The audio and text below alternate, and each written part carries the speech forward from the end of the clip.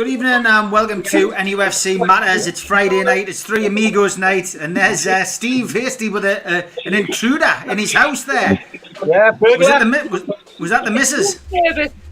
It's room service, brilliant. Yeah, that's fantastic. You've got Steve getting attacked in his house for not doing the painting properly.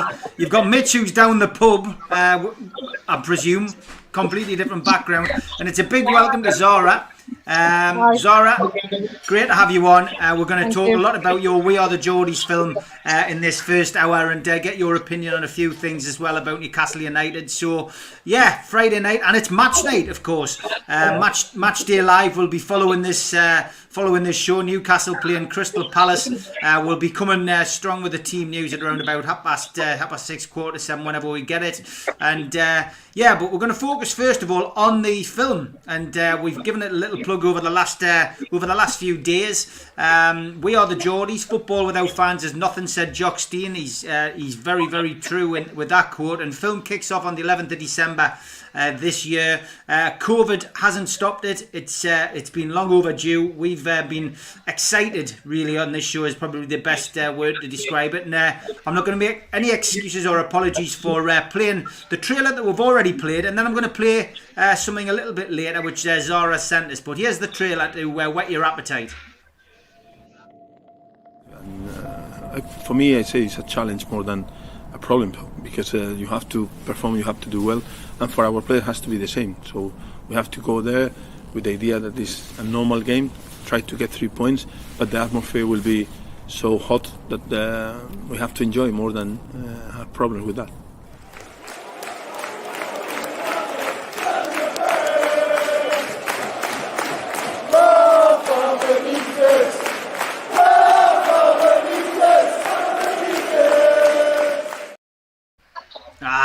It gets us every time, that, just because we're not allowed to go in the ground. Zara, well done. Honestly, it's so difficult getting things to the cinema. You had big success with the Stag Do, which is a great film. But let's talk about this film. How did the idea come about? First of all, where did the idea come from?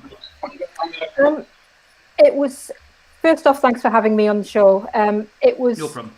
Actually, I was in London. I went to do a course on low budget filmmaking, and actually to persuade the person who was running the course to take an interest in the sequel to the Stag Do. But during the weekend that I was in London and kind of doing the breakout sessions and all that kind of thing, I kind of wrote down NUFC fans, because the thrust of this meeting was, what have you got access to that maybe you overlook, that might have some value, that brings kind of production value? What can you do that's special? And what can you do that doesn't cost an arm and a leg? And at the same time, this was kind of about 10 days after Rafa extended his stay with us after we got relegated into the Championship. So this was June 2016. After one of the days, I was actually talking to a Liverpool fan, and we were comparing Rafa Benitez stories, and I was saying how there's amazing videos of our fans singing their hearts out to Rafa Benitez from the Spurs game, which of course was the last day of the season. And I said, and I've been kind of jotting down ideas on this course and thinking about doing something where we follow a football season, but instead of following the season and the players and all that, we follow the fans following the club. And he went, oh, that would be really good. I've never seen anything like that before, and you should do it this season. I'm like, well, there's no way I can do it this season. The season starts in 2 months. And he went, yeah, but look, you've got Rafa Benitez, who's come from the Bernabeu, and he's going to be playing in Barnsley. That's kind of quite an amazing story. You really should do this season. So on the train on the way home, I rang Steve, Mr. Hasty, who's just below me on my screen. I don't know where he is on your screen, and said, so I want to do a film where we follow fans. What do you reckon? Do you think we can get the club to back us? And he said, well, I'll speak to Lee Marshall and see what he says. What are you thinking about? I said, I'm not really thinking about anything in particular. I've literally this idea has just popped into my head. And I want to follow our away support, but I want to kind of show what I think of Newcastle fans, not what everybody else thinks of Newcastle fans. And I kind of want to make a really affectionate story about the people who I consider to be friends and who I admire because they schlep 10,000 miles around the country every season following Rafa's Mighty Mags, as it was. And that's kind of the idea. So great idea, but great idea. Sorry, I interrupted you there. The club came on board quite quickly, and literally 2 months later, I was interviewing Rafa Benitez at the training ground, and I was bricking it. Amazing stuff. And I mean, you know, you picked a great season as well. That was always the thing that you couldn't predict. It's a bit like, you know, when you book a wedding, you can't predict what the weather's going to be like. But to actually decide to film a documentary through a season, we all know Newcastle aren't going to win the Premier League anytime soon. Winning a cup would be nice, but we're a long way short of that as well in recent years. But, you know, to get relegated and hopefully bounce back under a world-class manager, you know, you could pick the better time. And I mean, I'm sure it takes us on that emotional journey, does it, as a fan? I think so, yeah. I mean, it's an interesting thing because when we got to the end of it, we had like 400 hours of footage, and I have this big thing on my wall. I'd gone round to Steve's and got a whole load of big white cardboard things. I don't even know what they are. Stuck them all over the wall in the spare bedroom and mapped out the football season, like what all the matches were, and then so we followed 11 fans. Which of our fans we followed at which game? What happened in the game that might be interesting? And then you kind of start looking at it and you go, it actually happened to follow quite a good sort of Hollywood narrative with ups and downs and a roller coaster, and of course the supreme ending of winning the championship in the 90th minute of the last game of the season. You know, you couldn't really have asked for anything better. My phone, I was in the ground, wired for sound, and my phone, I must have got something like 200 texts from people going, "There's your Hollywood ending. You've got it. You've got the ending. You've got the film you want. When's it coming out?" And sadly, then it kind of ground to a halt, and it took us another 4 years to get it finished. Amazing notes, an amazing journey. And there is a question there coming from Nicholas. Could you ask if the documentary We Are the Geordies will be available to buy as a stream? I don't have a DVD player, says Nicholas. Yeah, it's going to be available on all sorts of VOD. You can actually, it's available right now on iTunes and Apple TV for pre-order. It'll be out the week of the 11th. I know the 11th is the Friday, but it'll be out that week on iTunes, Google Play, I think, Amazon Prime, not Amazon Prime, Amazon, Virgin and Sky Store, and probably a couple of others that I'm forgetting about and I'll get wrong for later. But yeah, as well as DVD. The main reason for the DVD was just, personally speaking, I want to have a physical thing because I don't like the fact that you can suddenly lose the license, or if, you know, I want to own it. If I want to watch it again in 10 years, I want to be able to do that. Yeah. And you can't always do that with a stream. Yeah. Steve, you've been involved in the process, as Zora's mentioned, for you know since the start, really helping out. I know I've helped a little bit as well by trying to get Zora and the team some access to some of the players and manager, etc. But what about you, Steve? I mean, what's your feelings on how the final projects developed and turned out? Yeah, Zora summed it up when she said it had been a roller coaster, but it's been a passion, I think, for both Zora and James, that they naturally would have wanted it to come out a little bit quicker and a little bit sooner. But you know what? Sometimes fate just falls on your lap, and I think that the fact that we're now in COVID and we now haven't been to a game since March. We haven't been inside St James's Park, and we're now going to be going back in there on the 11th of December.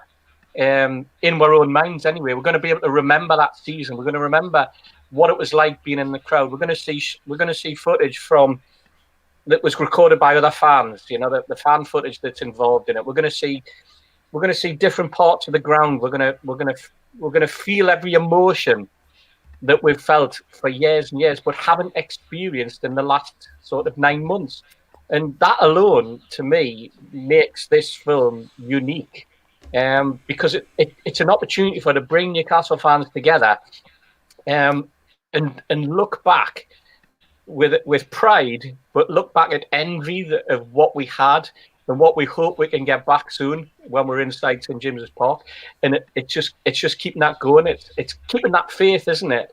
In a way that means that we're not going to fall off the edge of that cliff. We're not going to lose our interest in football. We're going to have, that's always been the concern for a lot of people, I think, during COVID. That the longer it goes on, the less interested you'll be. The way that the things are happening off the field with Newcastle, the lack of a takeover, all sorts of other things. Personal problems that people have got, financial. But it was a great season. Ups and downs, fantastic Hollywood ending, and I'm just so proud of Zara, and I'm so proud of James and the team who were able to pull it off, because it was, as I said, it was a passion that they really got a hold of and embraced, and they've produced something that is, in my mind, an absolute thing of beauty. It really is. Thanks. Fantastic. Thank you. Fantastic, good stuff. Paul Bedson's asking, where can he see the Stag Do? Somebody asked this the other night, and it's difficult to get one. Can we still get a copy? Can we download it anywhere, Zora? You can still get. You know what? I was supposed to have been putting it up for download for 2 years, but suddenly a silly film featuring Rafa Benitez has kind of taken control of my life, and I haven't put it up for download. And James, who my partner, who is the writer and co-director of this film and was the writer and director of The Stag Do, nags me constantly, get it on Amazon, get it on download, blah, blah, blah. But you can still get it on DVD from the website, which is thestagdo.com, 2 Gs. Fantastic. Tom Lynch says, I see the Mackhams have already got their knickers in a twist over the film. And to be honest, Tom, you are right. And this is something we did speak to Zara about. And if anybody hasn't seen this, there is a wonderful website called Ready to Go. It's a message board. God, remember them? Like everything, they went out in the 70s, didn't they? In the 80s with Newcastle fans. Sunderland are just probably getting involved in having a message board now. It's it takes them all the time to write. But 6 in a Rose had a little pop here and said, when I see something like this, it just shows the obsessive delusion they have with themselves and not the football team. Everything Newcastle centres around Geordies. The song they sing all the time is Geordies. It's not about the football team at all. The testimonial written on the link by Dave Johns, it's about belonging. Half of Sunderland supporters are Geordies, for God's sake. I know this contradicts my post a bit, but what gets me shaking my head is that no other club in the country obsesses as much as Newcastle supporters about the people of Newcastle and not the football team. It's bizarre. They really do live on another planet. Then Wansbeck Viking, great name, says they are so insecure it's laughable. Why do they need the constant crave of being a Geordie?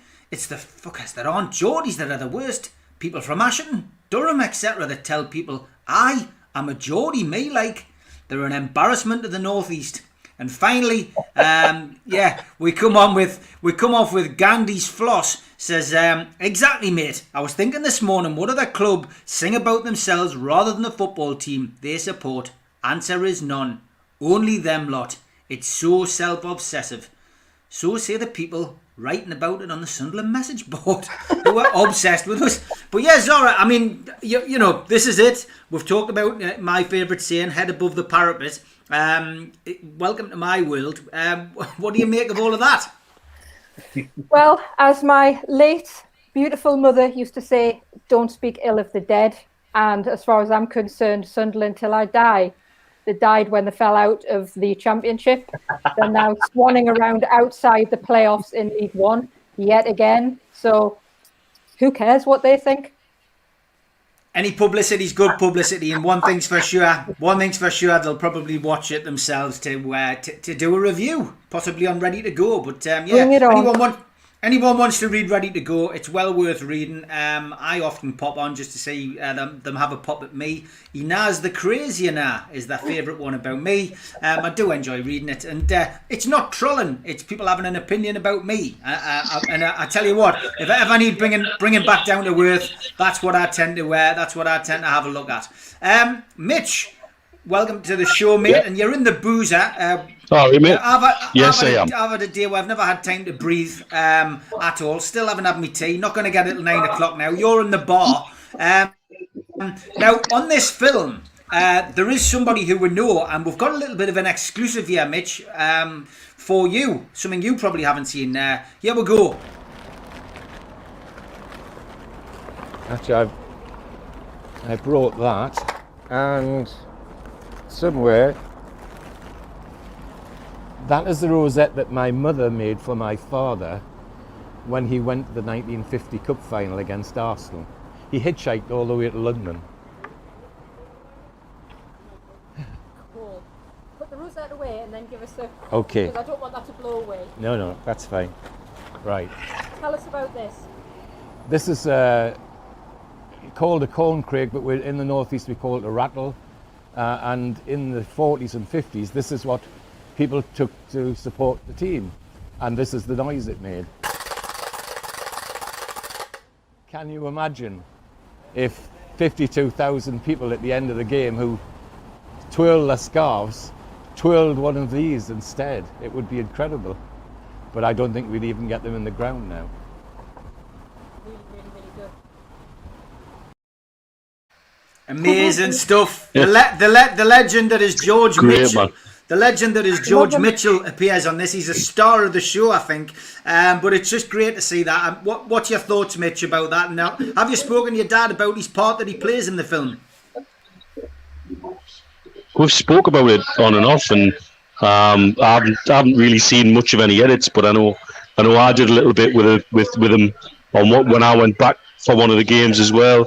So yeah, honestly, very proud of him.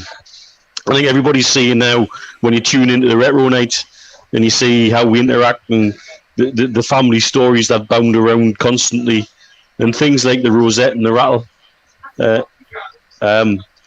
Sorry, I'm just getting asked for last orders for happy hour.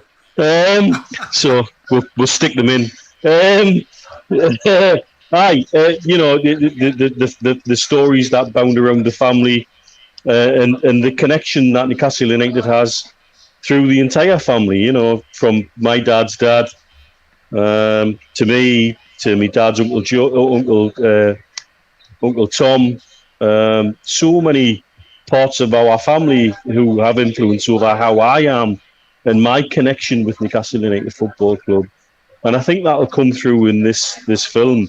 I think Zara, obviously, we've all been lucky enough to have a little bit of input and keeping Zara's chin up at times when it was tough after the filming was done and getting through, and now looking to try and help get rights in this region, because it would be lovely as a gift from the fans in Newcastle United to the friends we've made in the Middle East over the last couple of years to say, look, this is what we're all about. This is our gift to you, and this lady's made it happen. You know, and I'm proud of that, and I'm proud of me mate for doing all of that. And I'm really glad it's got to this point. Because even in the darkest days when we felt it wasn't going to get there, you know, how good it is to see it out there and then some. It's brilliant. Lots of positivity coming in from everybody in the chat. You know, son of THC says, I think with a film being made by a fan for the fans, it's awesome. It's not some twonk trying to make money from our stories. It's fans made, which is perfect. Yeah, Martin says SAFC fans have just got Bebo. Yeah, some just apologising, saying if you spelt his name wrong. So, but look, loads of... It's pronounced wrong all the time. I'm used to it. I really don't care. Just say it. It's Zara, Z, how, ye. I don't really care. Yeah, Paul does say absolutely obsessed with Newcastle. Keep the social distancing, lads. Two leagues apart. And John says that we'll definitely be buying a copy just because it's upset the Mackens. So brilliant, fantastic stuff. Great, and you know, as I say, available now. Get your copy, buy a download, or whatever you need to do. Great to see George on there. And if you want to see a bit more of George, join the Retro Show. As I say, on a Wednesday night, well worth watching. But best of luck with that, Zara. We're going to dip into the stuff now that we tend to cover on here a lot. And where do we go? We're going to look at the match probably in the second half. We'll start looking at that just before Zara goes at 6:30. Sorry, Steve. Take over. Any news? We always get asked asked about it. Seems to be a lot going on. Not a lot that many people can talk about. It seems to have been a really positive week for the fans consortium. Cheon Wura getting involved again, not once but twice. Seems to have the bit between her teeth with regards to challenging this rejection, if you like, of the takeover from the Premier League, because it's it's still got legs. We've been enthusing on it over the last few months, and I have seen a bit of criticism as usual from other people and other accounts and other podcasts. These people are affecting. There was somebody on Radio Newcastle last night rang in and said it's affecting people's mental health, etc. And people who are saying there's still life in the Newcastle takeover and in the Sunderland takeover are affecting people's mental health. You've got to be, we're being positive because we know there's still stuff going on. But I mean, what's your take on it all, Steve? Well, I'm fascinated with what's happened over the last sort of week to 10 days. The fans consortium obviously is the really interesting thing for me. The way that has sort of really opened up, I was going to say opened up the market. You think I was selling it, but the way that's opened up the imagination, I think, to supporters, those supporters who have actually got it and realised that there's something strategic going on with the fans consortium, the two lads who are wanting to take the Premier League to court over what they think is anti-competition law. They feel as though that they've breached competition law, and they feel as though that there is a case to answer. And that's at the end of the day, that's what it is. Is there a case to answer? Has there been action taken by the Premier League that's breached competition law? And they feel as though they have. There has, rather.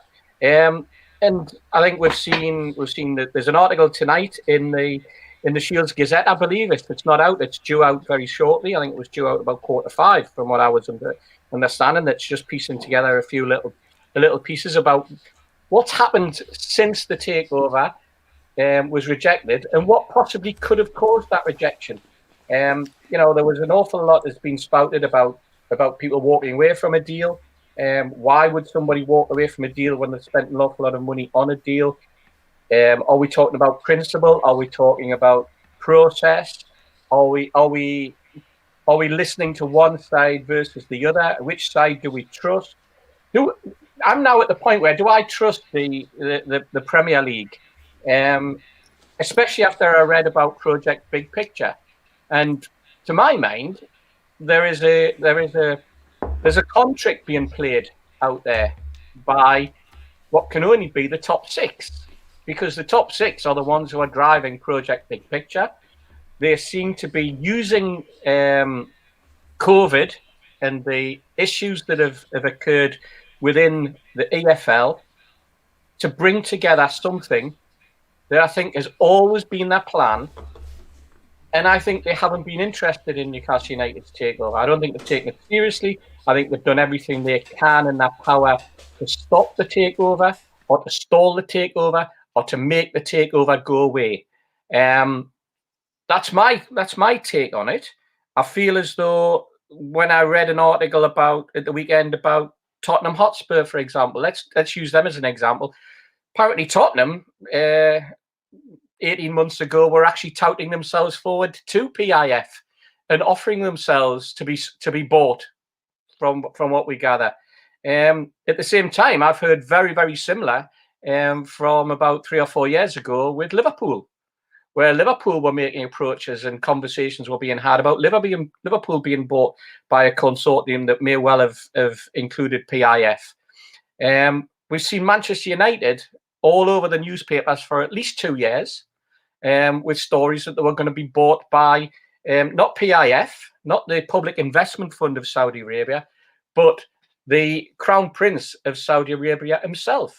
And, we've seen figures of 3 billion, 4 billion bandied around. So there's 3 of the top 6 straight away. It's interesting that the top 6 is actually the top 5 plus one other, because all of this project work that they're doing is geared towards a European Super League of sorts. And that's what they've hidden behind. But only 5 of those top 6 would go ahead in the first instance and have the power. So I'd raise the question, well, who actually are the top 6? Are we talking about Liverpool? Yes. Are we talking about Manchester United? Yes. Are we talking about Chelsea? Yes. Are we talking about City? Yes. Are we talking about Spurs? Yes. And that just leaves Arsenal, Spurs' biggest rival. And you've got Spurs who were trying to openly sell themselves to make them and seal their position as part of the top 5, if not pushing into 4, 3, 2, and 1 position by wanting to sell themselves and be purchased by the Public Investment Fund of Saudi Arabia less than 18 months ago.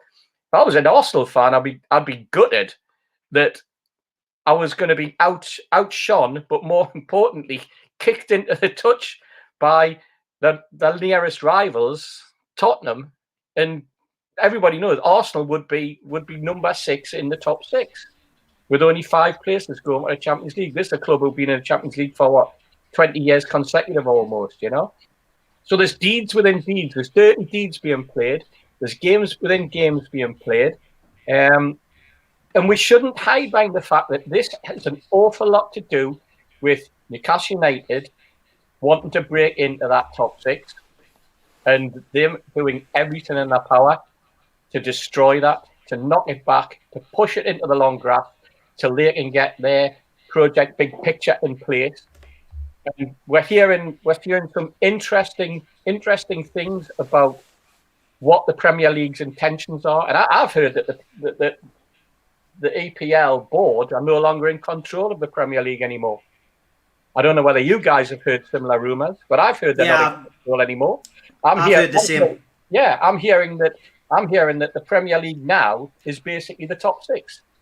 And what you've got is you've got an executive board who are just sitting there, just taking everything that they're told.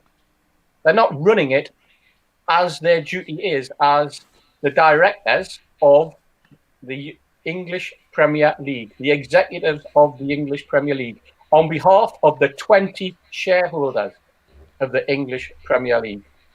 They're being dictated to and forced to do things and say things and act upon the whim and will of the top 6. And every fan in the country should be up in arms, including fans of the Premier League's top 6, by the way, because this isn't good for football. This isn't good for the game. This isn't good for English football moving forward. This is simply a power grab. And power grab after power grab becomes a money grab. And that's where they're all looking. You take the power and then you'll take the money. And what remains in the Premier League, if they get Project Big Picture in the manner that they want, will be 6 clubs just going off into the ether, and the remainder just being the also-rans. And that's supposed to be a competition, by the way. This is supposed to be a level playing field when it comes to competition, you know. And we're not in a competition anymore. We're just lapdogs for the rest of for the top 6. We're just cannon fodder for them, and you will no longer get opportunities like Leicester, for example, winning the league. You know, I know we've always said that, and you look at the league and you think, well, somebody will argue that that's been the top 6 anyway, and it always will be. It doesn't have to be always like that. It's taken Liverpool 30 years to win the league, for goodness sake. You know, so we shouldn't be willing to just take it and sit back and just have it thrown at us like that, and not have an opportunity to fight back. And it's time to fight back. And I think what the fans consortium are doing is fantastic, absolutely fantastic. 2 lads off their own belt, taking on the powers of the EPL and taking on the powers of the Big 6. And you know, if we get behind them and we keep fighting for them and keep fighting with them, then hey, they stand every chance of really, really getting somewhere, Steve. Yeah, no, I would agree. It's interesting times. Great stuff, Steve. Mitch, few questions were coming up on the questions there for you about PIF, etc. Any thoughts on those? PIF wouldn't join the club to just be an also-ran, but I think that's part of what probably upsets the top 6, or the Big 6, if you want to call them that. But to expand on what Steve said, if 5-6 doesn't go, and there's one club who could be pressured to break, and that's Arsenal, because they're in the weakest position of that 6. As fans, we are shown again, time and time again, we are the ultimate custodians of the game. Who do they come to when the bottom drops out of clubs? Who do they turn to when an unscrupulous owner runs a club into the ground and they want to build it back? It's always the fans. It's always us. It's always us putting our bloody hands in our pockets, whether that's for match day tickets or whether that's for TV deals. You have to question, what else are the Premier League or the Big 6 leading the Premier League down? Where are they going with certain things? Are they looking at things like broadcasting rates? Are they looking at things like carving up the money that comes in from television to make sure that those at the top of the pile get the biggest chunk, and that it isn't as even as it is at the moment? Because at the end of the day, top and bottom in the Premier League, the difference between what you get as a top 4 team and a bottom 4 team is only about 30 million different. I'm quite sure they would be very happy to make sure that the television money's carved up in a different way. And it makes me wonder, are they working on something to negate that? And over time, or be in sports even feeling a little bit pressured, because you see them starting to make very different sort of machinations and moves at the moment, perhaps because they feel threatened by something that's going on in the background. You know, there's a lot of things in this that are wrapped up. It's like a rotten onion, and the more layers you peel off, the worse it gets.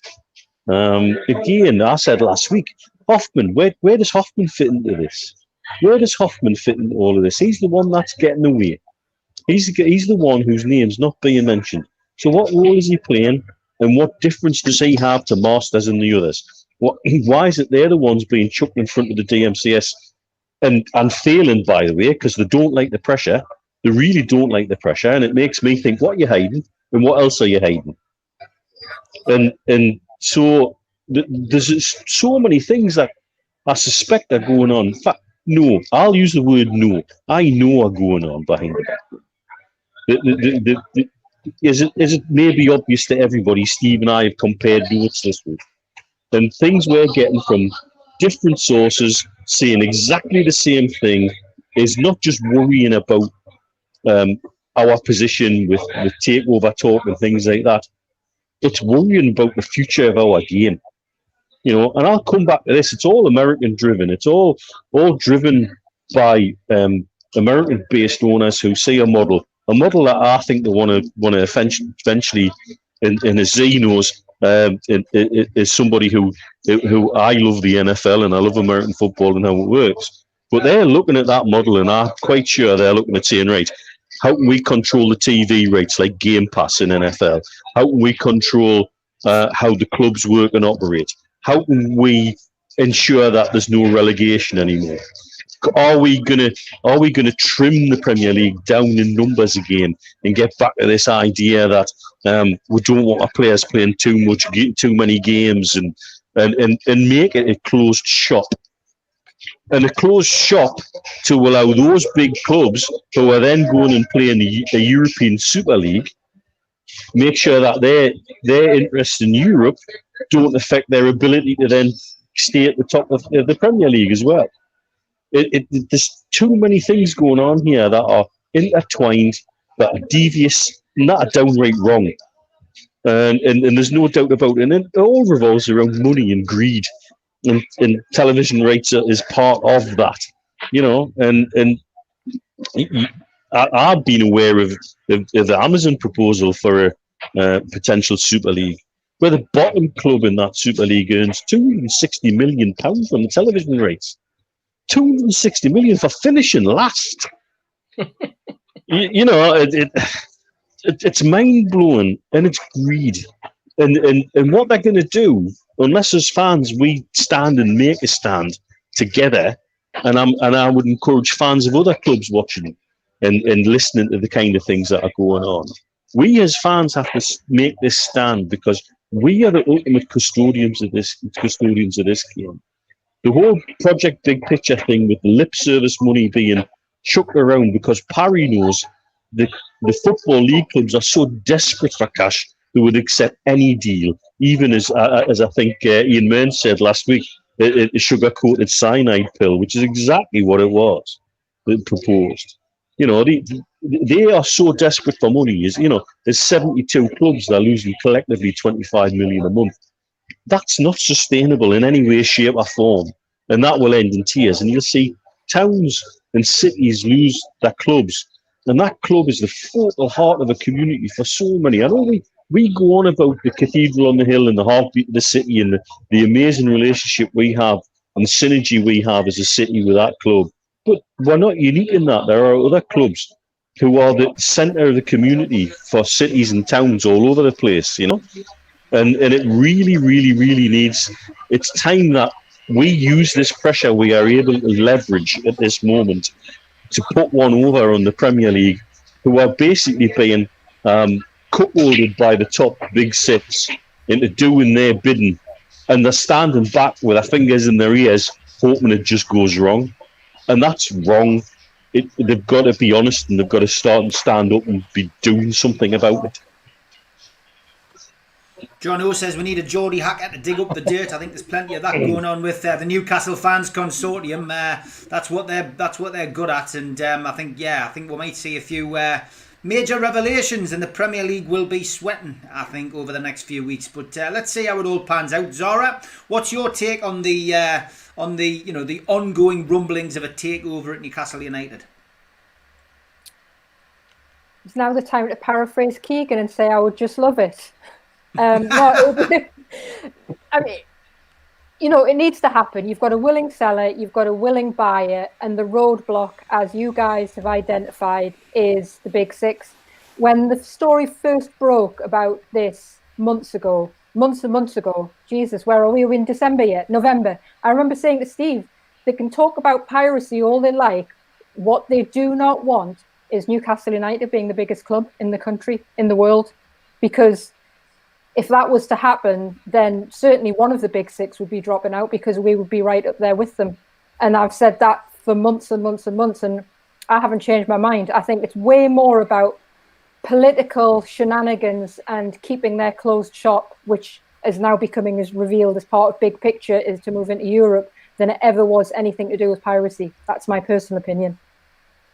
Yep, fair enough. That's fair enough. I think, by all accounts, it's got legs. And when you hear the likes of Steve Hasty and Neil Mitchell talking about it, as they do, with the passion that they've got and with the knowledge that they've got. And bear in mind as well, I keep saying I have contacts on both sides, and I've been given no negativity whatsoever in the last couple of months to say that this is off or that it's not going ahead. We all know what the situation is as far as PIF are concerned. We know they walked away. But our understanding is that they will come back in a heartbeat if this gets sorted out. So let's just watch and wait and see. I don't ever think anyone on this show, whether it's me, Steve, Mitch, Liam Kennedy, whoever, has ever given anybody false hope. We're just giving you what we can when we can. And for me personally, I think we would be doing the fans an injustice if we didn't do that. So from my perspective, we will just keep on keeping on, as they say, with what we believe in, and we'll let others do what they want to do on their channels. So good luck to them. I'm sure that once this comes to a conclusion at some point, people can make their own minds up, who was right and who was wrong. But let's see how it all pans out. Let's talk football. Zara's got another 20 minutes with us. So Zara, I'm going to come to you again. Steve Bruce, 10-3 now to get the sack. And on this show, I put my head above the parapet and said 2 weeks ago that there was problems in the dressing room, that the players were unhappy, that there was a certain group of players who weren't happy, and there's a certain group of players who are good pals with Steve Bruce and will do anything for him at this moment in time. I didn't name the players, but it was a good contact who gave us that information. We put it out there, and lo and behold, 2 weeks later, what have we got? absolute pandemonium. ASM with a slight injury now, but all accounts, the rumour mill suggests that there was a bust-up in training, whether it was him or whether it was somebody else, who knows. We've got reports tonight of Steve Bruce giving an interview and having some bruising on his face. Whether that's the case, again, that's an allegation. I don't know. But we also have rumours of other players who are now COVID, potentially isolation. It's a mess. It's an absolute mess. And when you put it all together, put these players together. If we had a fully fit team, they're not playing well. That the stats back it up. It's not me criticising the team. They're not playing well. I mean, it's a shambles, Zora, isn't it, compared to where we were with Rafa? It certainly seems that way. I mean, I've got to put my hands up and say I literally have been so busy with the film, but also my son, that I haven't watched a single match this season. I kind of read the results, listen on the radio when I get 5 minutes, but I haven't watched anything. So I couldn't tell you whether we play poorly or not, but everything I read online, everything I read online suggests we're not playing well. Everybody who I talk to about it, says that things are not great, that things are not going well at St. James's Park. There's trouble at Mill and all that. What's the answer? Probably not Steve Bruce, but I really don't like to kick a dog when he's down, so I'm not going to say anything more on the subject, if you don't mind. Fair enough. I mean, I actually feel sorry for him. I don't think he's up to it. He's never been at a big club as a manager. He's ridden his luck more than anybody I've ever known as a manager. It's starting to run out and he doesn't have what it takes to dig himself out of it. Okay. Without ASM tonight, you do wonder. I mean, the team will be announced probably in the next 15 minutes. You do worry because he's the one spark of creativity, led to believe John Joe Shelby will be back in tonight. But yeah, I mean, it's just the way the team plays are, isn't it? It's not organised, but there's no attacking. I mean, we don't crave attacking football. No, we don't. I mean, John Joe Shelby's an interesting one because when he's on his game, he's amazing. But I've never seen, and I'm not a super duper expert like you guys are. Making this film showed me I'm probably not even as much of a fan as most other people are. So I'm not a super fan by any stretch of the imagination. But when I watch John Joe Shelby, he doesn't ever take the game on his shoulders. If you think of some of the great midfielders we've had, Rob Lee for one, Gary Speed, God rest his soul, another one. When things were bad, they actually put the whole team on their shoulder in the middle of the midfield and dragged the team forward. And I've yet to see John Joe Shelby do that. He didn't even do it in the Championship. The game passes him by. People bypass the midfield all the time when he's there and not on his game. Yeah, it's a mess at the moment. Steve Bruce, it does appear that he's lost the dressing room. There's definitely a divide. I've got to say, I've said, and I've said on this show since it started, I'm not a fan of John Joe Shelby. Rafa Benitez didn't have him anywhere near the first team squad, and yet he could be straight back in the team tonight. Andy Carroll, I said he was a publicity stunt. He's injured again, but he appears to be another one who backs Bruce to the hilt. Lascelles, another one who has been very, very supportive of the manager. There seems to be little cliques developing, Steve. Yeah, it certainly does. I mean, I heard first thing that there was a dispute between San Maximin and Bruce yesterday, and I heard that apparently he was told that he wasn't playing today, and whether it's true that he said, well, if I'm not playing, I'm not travelling, I don't know, but he's suddenly got an injury. I'm hearing with what the COVID situation, as you mentioned earlier, there's players self-isolating. We'll know the truth when we see the squad, or rather when we see the team listed. But then you go back to Bruce's record, Steve. I think if you look at it, and I was on a podcast yesterday, and somebody asked me about Newcastle, and I said, the form guide just tells you we're sitting at 20th. You know, least shots, least goals, 27, 28% possession. And I used the analogy that we played Chelsea last week. We were lucky to get 0. How they never scored 5 or 6, I don't know. We had 27% possession, and then I compared it to the time we played Man City back in 2019, when again we had around 27, 28, 29% possession. We're playing a Man City team that were unbeaten in 20-odd games. Rafa set a team up. We were 1-0 down after 24 seconds. And we rallied. We put a performance in. We followed a pattern. We kept our shape. We kept our pattern.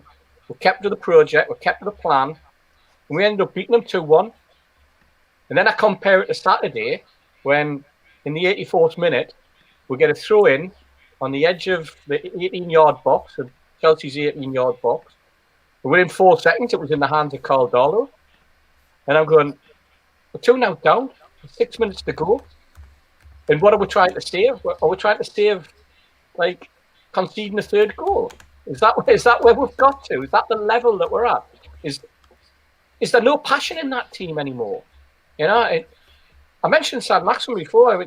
San Maximum, during that game at Chelsea, his head was so far down that if it had gone any further and he'd bent any further forward, he would end up doing forward rolls.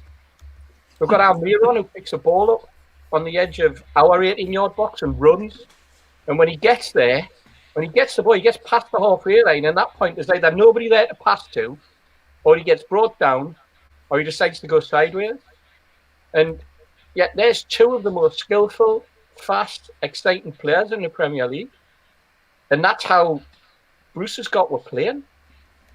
And then I think to add insult to injury and to really probably hammer the whole situation home, we had a situation where Lascelles was injured and the armband was passed to Fernandez, who didn't want it.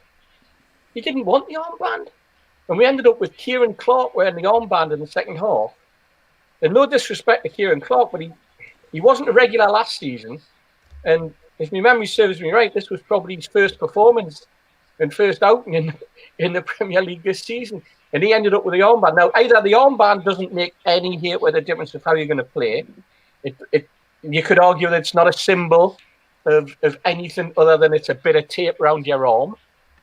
Or you could argue that this is where your leadership comes from. This is where the driving force, this is where the captaincy helps to raise the team onto that next plane. It's where the enthusiasm comes. It's supposed to be the person who puts out the manager's instruction.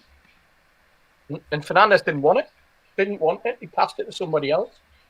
And I've never come across that situation for years at Newcastle, where we've been so low and the squad's so low and members of the squad so low that they can't even wear an armband for, 35 minutes?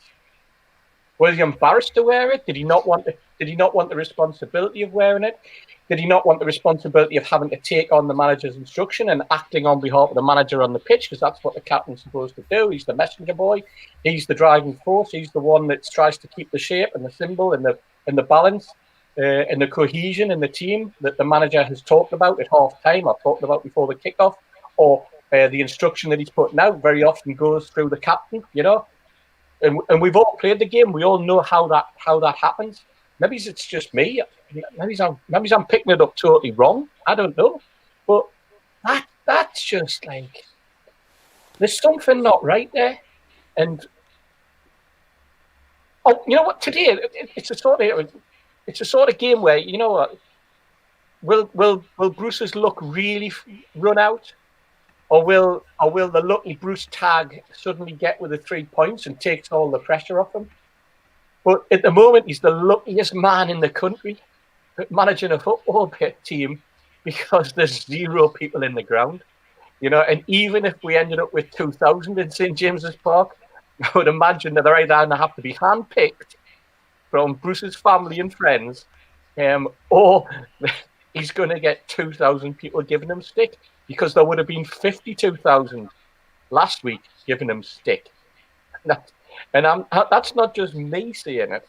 I'm hearing this right across all my pals, all the people I talk to, the people that send us messages, the groups that I'm involved with. This is what I'm hearing. He would be dead by now, dead and buried as the manager of Newcastle. He would be getting absolutely slaughtered on the touchline if there were 52,000 inside St James's Park, and that makes him the luckiest manager in England at the moment, Steve. Yeah, no, I would agree with you 100%. Don't forget, we are doing Matchday Live today. Although it's a game I think probably all of us don't really want to watch, but Matchday Live follows the three Amigos tonight. Long shift for me, but I'm making sure that we're doing it 7:30 tonight. Join me and the team of fans as we talk our way through the game against Crystal Palace. Big shout out to our sponsors as well, newworkwear.com, specialists in the supply and branding of clothing for the workplace. They are sponsoring our StreamYard application this month, and qtechshop.co.uk, makers of pool tables and snooker tables and other things in Wallsend in Newcastle. People are also asking about where else they can hear this. We do have the podcast and the shows on iTunes and on Spotify. So if you want to listen to us while you're out walking the dog, then get yourself on there and listen to us warbling on about Newcastle United. Mitch, Steve Bruce, it's quite clear he's got big issues, and 10-3 at the bookies. The bookies are rarely wrong, mate. Yeah, he's dropped significantly today, apparently. I'm going to chuck a hand grenade. I've seen the flight manifest for the plane to take the players down to Crystal Palace. St Maximin was on that manifest and was removed 15 minutes before the flight left. That's, to me, that's not an injury, mate. Sorry. That's not an injury. Unbelievable. So that simple. And that comes from somebody very, very, very reliable, and also backs up what Steve was saying about how many players aren't on that plane because they're off isolating. Bruce's comment about 2 or 3 self-isolating, I'm sorry, you're the manager, you should know how many are. It's not 2 or 3. Tell me the number. And why aren't you telling me the number? Steve, or were you just waving at us? It's 5's the magic number, I heard. That's what I heard. I heard 5 is the magic number. Aye. Whether it's true or not, we'll find out in an hour. Aye. And yeah. For me, this adds up the stuff I've been hearing, and again, everybody knows fine well me and Steve compare notes through the week. There's no hiding from that we discuss every aspect of Newcastle United in and out all the way through the week. And this word that I'm hearing from different places about problems in the dressing room is now a big issue. We don't need 2 camps in that dressing room. We don't need a pro-Bruce and an anti-Bruce camp. At this moment in time, that's the last thing we need. And so, for me, it just shows where we're falling to at the minute. And I think it's interesting to see now some of the national journalists are starting to get on the bus that says these fans actually deserve to say this about their club. We're all seeing what's going wrong, and everybody can see it. And so I think, again, as Steve rightly says, if that was 52,000 in the ground every week, the noise against Bruce would be horrendous. And I think he would be in a much more precarious position than he is right now, in that with closed grounds, COVID is helping him at the moment to stay where he is. And Mike Ashley, remember, wants his money, and he's not going to get his money if we're in the Championship. He's not going to get half of his money. Can I ask you a question, Mitch? What did you think of the statement and you as well, Steve Anzar, the statement that Bruce came out with it after the last game, where he said that the fans were producing negative energy. And I'm thinking, how come we produce negative energy? We're not even in the ground. But apparently social media is now impacting on the team and creating negative vibes around the club. I'm thinking, dear me, we can't even get within 100 yards of the training ground. We can't get within 100 yards of the game on a match day. You're lucky if you could get near the strawberry on a match day, for goodness sake. And yet he comes out with that. Do you guys think that I'm sort of clutching at straws, or is there something seriously wrong then? When you can blame the fans who are not even in the ground? Hello, Stewie. You all right, mate? Hi, Stu. Where is he? Oh, there, he's getting his earpiece in. Good evening, Stu. Stu's joined us. Hi, Steve. How are you? 2 for the price of 1. Yeah. Well, I've missed out on the retro, so I thought I'd join in just on a special guest appearance. Yeah, Steve Hasty, I think you're right, mate. I don't think you're missing anything at all. I think you're 100% right with your comments there. And Steve Bruce does tend to talk a lot about the fans. But Mitch, he's right, isn't he? There's no fans in the ground. How can we be creating negativity? Hardly. Yeah, crazy. What are we doing it by like telekinesis? How are we transmitting this negative energy into the ground? Do you know what? If he thinks that's negative energy, he's bloody lucky that the ground's not very. Absolutely bloody lucky that Sorry to interrupt, but can you remember, was it the Cardiff game where Pardew couldn't even get out of the dugout when he was praying for his blood? Yes. And then I think, was it Cisse scored a goal and just basically saved his ass? Yes. That was, I've never seen anything like. Every time Pardew stepped out of the dugout, there was like people were just baying for his blood. Yes. I remember that. Yeah, he's really got off easy. And then when he did step out the dugout, everybody shouted to tell him to sit back down again. Yeah. You don't know what you're doing. Unbelievable stuff, but he's very lucky. He is very, very lucky. Good evening to all of our fans in Australia. We've been joined by about 2 or 3. Jamie is one of them there. Good evening. Hope, I'm saying good evening. It's good morning to you. Nice to have so many people on around the world. Zara, we're going to have to let you go in the next couple of minutes. I know you've got things to do. So give us a quick prediction for tonight's game against Crystal Palace. 3-1. Wow. When you mentioned prediction today, I kind of crapped myself. But then I saw that, who was it from Crystal Palace who can't play? Zaha. Zaha. Yeah, I was like, there you go. He's got his luck. Their best player can't play. But now I've heard that half of our team's got COVID. I think we're going to lose 1-0.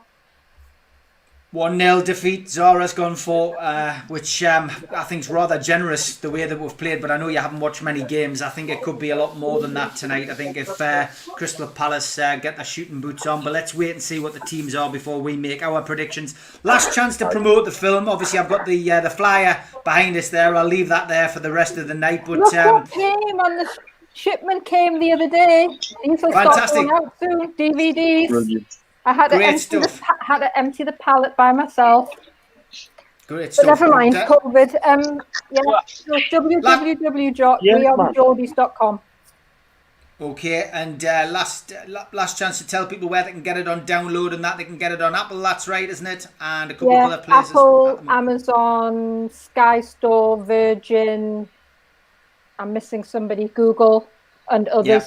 Trying to get onto somebody put it PlayStation before, trying to get onto PlayStation or Xbox, one of them, but apparently they're quite tough to negotiate with. Okay, no problem. Zara, great to have you on. Absolutely wonderful guest. I hope you'll come back on at some point and join us on a Friday night. It'd be nice to have you on, but good luck with it. Thank you very much, guys. Thank you. You and James, stay safe. Take care. Bye-bye. Enjoy the film. Take care, lads. Bye-bye. Bye, Zara. Great to have Zara on, been fantastic guest, and don't forget, please support a film. It is a great watch. Time to discuss the fans getting back into the ground, Steve, I think, and this is really a bone of contention because, as we know, we're in tier 3. A lot of people up and down the country are, obviously in lower tiers. London, Quelle surprise. can get fans back in. We could have a situation where we play Brentford in the Cup, and they're going to have supporters in the ground. Newcastle can't have supporters in the ground. So, what's your take on this? I mean, it does very much look like a north-south divide. I know it's down to the tiers, etc. But is it fair to have supporters in grounds in some games and not in others? Is it fair? No, it's not. Is it right that fans are getting into the ground? It depends on your opinion of exactly what the seriousness of COVID is. My daughter caught COVID a couple of weeks ago. I was tested positive. She had a variety of minor symptoms. She was over it within a week. She was out of isolation within 10 days, as per the rules. My wife and I, living in the same house, were absolutely fine for the entire fortnight, although we were locked in for a fortnight. And I can't understand for the life of me how, if she caught it and tested positive, and yet our tests were negative, how we then subsequently didn't catch it in the intervening fortnight. All very strange. This virus is how can you describe it? It's indiscriminate. It's difficult to pin down exactly how you catch it, when you catch it, whether you have it. But when you do have it, you certainly know about it because you lose your taste buds and you lose your sense of smell, and that's the minor thing. You might have a few nights of cold sweats, and you might feel as though you've got the flu, and that might be it. But other people with various underlying health problems, or because of their age, or because of the blood group, I don't know what it is, they get absolutely wiped out and are seriously ill, and then the hospitals get overloaded with people in those situations. So it's very difficult. I spoke to the club. I was part of a group who spoke back in, I think it was, must be 3 months ago now. And we had a Zoom conference where we talked about how we get fans back into the ground. And we were shown the plans. We had it discussed with us. Thomas Kingannon, who's part of the trust, was involved in that. With myself, we wrote back to the club collectively as a partnership in terms of what we thought might work, what might not work, some of the problems and pitfalls that people were going to identify. At the time, I think the maximum under the rules that the government was talking about at the time, you could get 17,000 in the ground. But with another configuration of sitting separately, you would barely get 7. Now it looks like Newcastle get 0, but Arsenal get 4,000. Tottenham get 4,000. Crystal Palace will get 4,000. West Ham will get 4,000 because they've been categorised into the group. Then it becomes political, doesn't it? Because Liverpool will get 4,000, but Man United will get none. Man City will get none, simply because they've been put into category in the same way as Newcastle will get none. And that's politics that's been at play there. The mayor of Greater Manchester, Andy Burnham, stood up and let his mouth go, quite rightly in my opinion, on what was happening in Manchester. And now they're suffering the consequences. I read a lot of people saying that the same happened with Newcastle with Nick Forbes, because he was wanting something to help us over at that particular time, and now we've been put into category 3 when all our figures are dropping. I listened to the mayor or the leader of Gateshead Council saying exactly the same. Only on I think it was Tuesday night on the BBC, and he was saying how the figures were dropping, and he was hoping that we're going to be put into a category 2. Let's face it, it doesn't really matter whether there's 2,000 in the ground or not, because the atmosphere is going to be crap anyway. It's rattling around in that. But it's the principle of it. The principle again, and we'll go back to competition. The principle of the competition that somebody can have fans in and other people can't, and it's supposed to be a level playing field. It's advantage. There might be a very, very small advantage handover, but it's an advantage. And that's wrong, Steve. In my eyes, that's wrong. It's unfair, it's wrong, and it goes against the spirit of the game, the spirit of the competition. And I know we all want to be back on the ground, and I know there will be people rejoicing that some fans are going to be let in, but not at the cost of credibility, not at the cost of a competition, not at the cost of fairness and equity. No, I'm not having it, Steve. Not having it at all. A lot of people making some very valid points. James Dean mentions that Marcelo Bielsa has demanded that the Premier League scrap letting fans in until everyone can go. It's unfair on the other clubs losing a small amount of match day revenue. I mean, one would argue, Mitch, that it's going to cost teams money to open the ground to allow a minimum amount of supporters in. Yeah. And that's exactly the point, Steve. And I'll tell you what this is all about. This isn't about the Premier League. This is the government paying lip service to the Football League to allow fans into grounds in more numbers than the original setup allowed. I'll take you back to Stevenage. I've spoken about Stevenage a few times. Under the original plans to let fans back in, they would have been allowed 400 fans. It's not worth their while to let 400 fans into their ground. Now they're going to let a lot more in. And therefore, what the government are turning around and saying is, look at us helping these League One and League Two teams get fans into the ground. Therefore, we don't have to step in and help these clubs. We don't have to step in and tell the Inland Revenue to not foreclose some of these clubs so they get their money. Whereas the right thing to do, if they're really interested in helping Football League clubs, is to turn around and say, okay, we will take the hit that we won't collect the outstanding tax for these clubs. We won't let the taxman foreclose on these clubs and they can go on existing, because the government at the moment are doing nothing for football. They don't want to do anything for football because they're quite happy to try and let football sort itself out, because Project Big Picture said, well, we can give some money to the Football League. And they're not prepared. If they really wanted to help football, you turn around and you say, right, you're not paying any tax for the next 3 years. Boom. And that'll save so many clubs, no matter how they've been run. And again, those owners get away scot-free with their irresponsible ownerships. But then that club will still survive.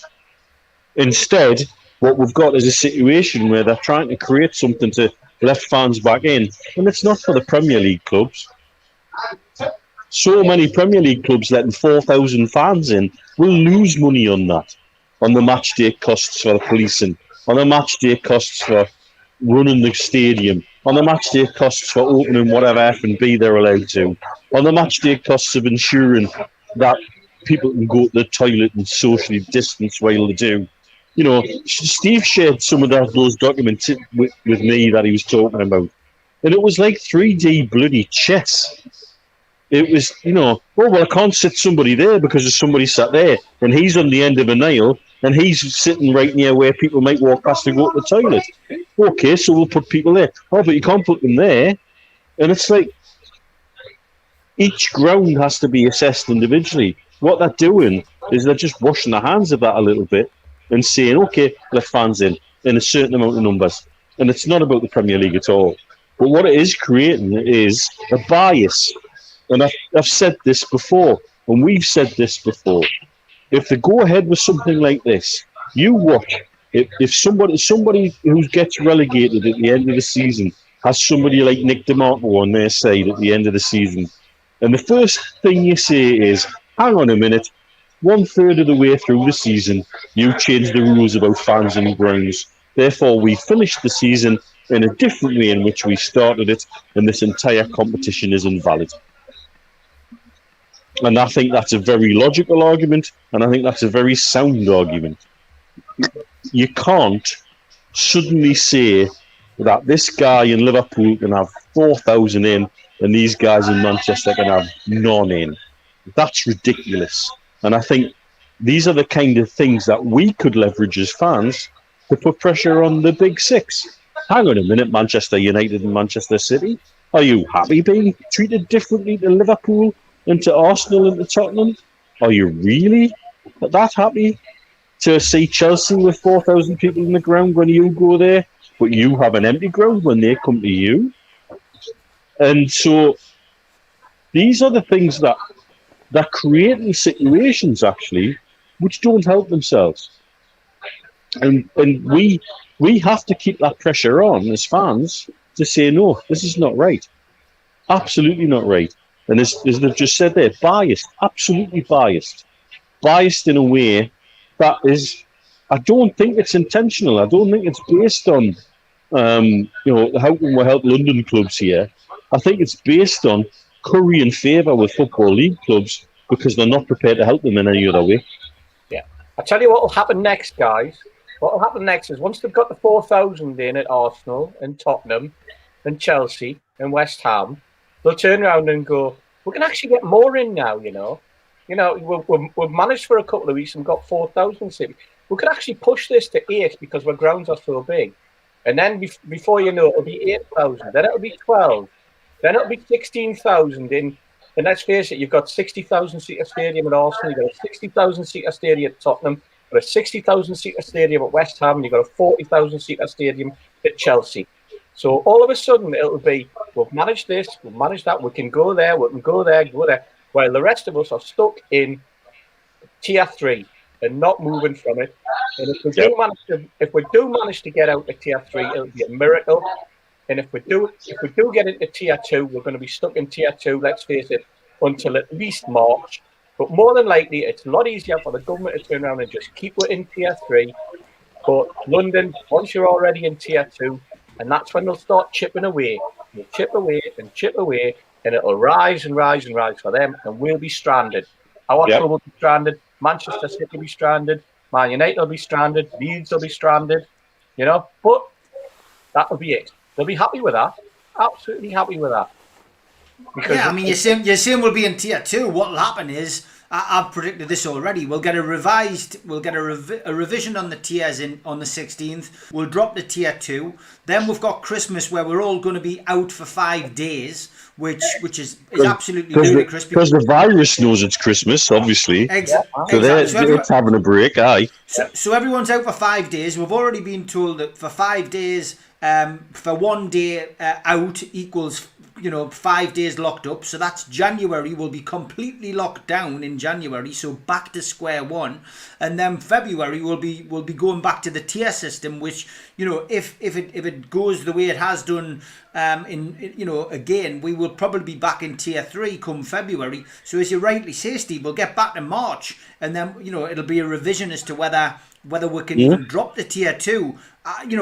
Anyone who's got any hope of going to a Newcastle game this year at St James's Park, I'm afraid this year and early next year, we'll not get in this season. We'll not get in now until the start of next season. And I think the only way that they could do it is by slightly delaying the Premier League and hoping that the virus and everyone's had the vaccine.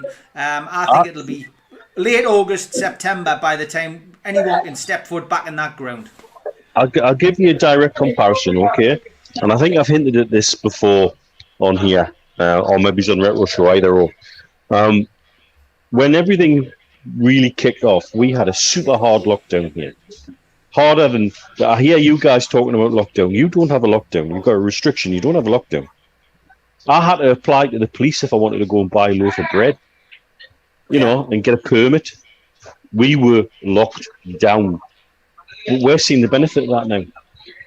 Yeah. And yet, only now, even though we're way ahead in terms of numbers, we're way ahead in terms of how everything's controlled, and the world seems a lot more normal day by day here. Chris, I'm sitting talking to you from the pub right now, and how many of people watching would love to be in the pub right now? And I you know what? I feel really lucky enough. It's these little things that you actually appreciate more and more when you can't do them. Because believe you me, I couldn't even go to the bloody shop without a police permit for 4 weeks of my life. And I tell you, that's hard. That's a lockdown. And Steve knows that because his daughter's out here.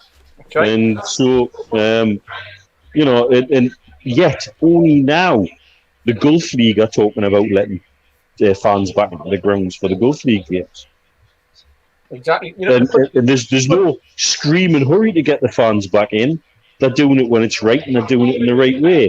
And they're only now consulting about opening the grounds to fans for sporting events. And slowly, the sporting events that happen out here, a lot of which are top show. Let's remember, this part of the world loves a little bit of razzmatazz. They love a little bit of show off. They love a little bit of here's a game that means absolutely nothing, but it means everything to us. And yet we now are starting about talking about allowing fans back into sporting tournaments. And even then, not in the numbers that you're quoting, not in the numbers of 4,000. And it's much lower than that, and it's much more controlled than that. Yeah. And this, I look at what's happening back home, and I despair. I absolutely despair that, you know, you talk about being ahead of the curve. We are so far ahead of the curve out here compared to back home, and it breaks me bloody heart. Because I know how much everybody's hurting back home, but you guys are hurting because you haven't had that initial period where it was controlled properly. Yeah, there were actually drones flying in the street outside my daughter's apartment block on Shadeside Road from 8 o'clock at night because you weren't allowed out of the apartment block. No, you weren't. The security guards on each apartment block. And then outside, the police had drones flying around to make sure nobody tried to climb out of a window or sneak out of a back door or anything. I mean, that's how serious it was taken. And if you did get caught, the fines were absolutely astronomical. So, as she said, they put the fear of God into you. And now, I mean, she flies around all over the world with the Emirates Airlines.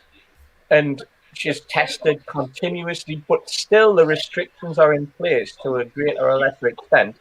And to the point where they actually, if I remember rightly, Mitch, when I said I was coming over, and you'll confirm this, that she actually said in the summer, don't come over because you can't go shopping. And I said, what do you mean? She goes, well, because of your age, you're not allowed into the shopping mall. Not in the malls. Yeah. So I was going to have to stay at home while the rest of the family went to the shopping mall because of your age. Because you had to take your passport and you had to prove who you were. Yes. They looked at your photograph and then it said, sorry, you're too old, you can't come in. Yes, too much of a risk for you. You know? We have ID cards out here, so it was easy for us to just say that there's my ID on you go and everything's on the chip. You know, and so for you guys it would have been bring your passport and no, you're not allowed in. And it was that strict and that hard. You know, I was lucky. I've got a medical license, and so with a medical license, you actually had reasonably free movement if you wanted, because you were classed as a key worker, and so you could move around whenever. Yeah. But I didn't want to take the piss out of that. You know, it's not fair. You know, when I've got mates stuck in their apartments, and they can only apply to go and get shopping in essentials three times a week. And you've got to have your police permit on your phone via the Dubai police app and what have you. That's a proper lockdown. That's a lockdown. Yeah. While you were doing that, we were told to wash our hands. And stay alert. Yeah. And stay alert. Yeah. Because the virus may be hiding around any corner. Wash your hands. You know, Merry Christmas. Or happy birthday. To answer Tom's question there, my local team in Dubai, well, I've got a soft spot for Al Ahly because it's now known as Al Ahly Shabab Dubai because we merged a couple of teams. But why I've got a soft spot for them was Roy Aiken was a sporting director there, and Roy was a patient of mine out here and was really kind enough to take me to some amazing games here. I've been to Asian Champions League semi-finals. I've been to Gulf Cup finals, and I've been to big games in the Gulf League, all thanks to Roy. So my team out here is Al Ahly Shabab Dubai, but I also have a soft spot for Al Jazeera in Abu Dhabi because they play in black and white, and there's a new club out. Who's that kid in the black and white top? Who's that kid in the black and white top, Mitch? With Roy Aiken, your pal. Right, the kid with hair. Brilliant. Yeah. Brilliant. Yeah, Brilliant. I found that the day. Steve That's me. Hair. That's me Steve with hair.